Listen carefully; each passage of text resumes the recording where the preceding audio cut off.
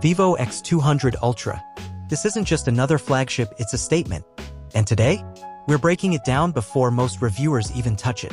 Stick around because this one's got surprises. First up, the unboxing experience. Vivo keeps it clean, no unnecessary fluff. Lift the lid and boom, the phone stares you down with that monster camera module. Underneath, you've got the essentials, a silky case, 90W fast charger, and the usual paperwork. But let's be real, you're here for the hardware. And oh boy, does this deliver. Pick it up and the first thing you notice? That textured back. It looks like brushed metal but feels like polished glass magic. The sides are clean, with a power button, volume rocker, and this clicky camera shortcut key. Press it and the phone vibrates like a real shutter button. Tiny detail? Maybe, but it feels premium. Now the camera setup. For lenses, each with a purpose. The star? That gigantic 1-inch main sensor.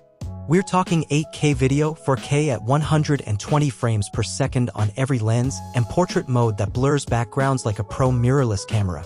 I shot side by side with an iPhone 16 Pro Max and the Vivo's night shots. Brighter, but not fake bright. Colors pop without looking like a cartoon. Zoom test time. At 10x, the X200 Ultra holds shockingly sharp details, better than the Galaxy S25 Ultra in my tests.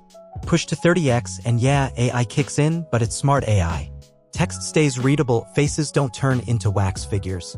And that 100x space zoom? Still a party trick, but now it's a usable party trick. Performance? Snapdragon 8 Gen 4 flies. I threw Genshin Impact at max settings and not a single stutter. The cooling system's sneaky good too. After an hour, the phone was warm, not fry an egg hot. And that 6.8-inch LTPO screen? 120Hz buttery smoothness with insane brightness. Outdoor visibility. No squinting required. Battery life shocked me. 5,500 mAh sounds standard, but with Vivo's optimization I got 7 hours of screen time with 4K filming and gaming. And that 90W charger? 0 to 100% in 28 minutes. No more overnight charging, just plug in while you shower.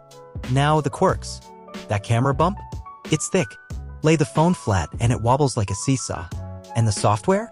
FunTouch OS has improved, but it's still busy. I switched to Nova Launcher in 10 minutes. Also, no official IP rating? For a $1,200 phone? Vivo, come on. Who's this for? Creators who want DSLR-level video in their pocket. Gamers who demand all the frames. And anyone tired of safe phone designs. Is it perfect?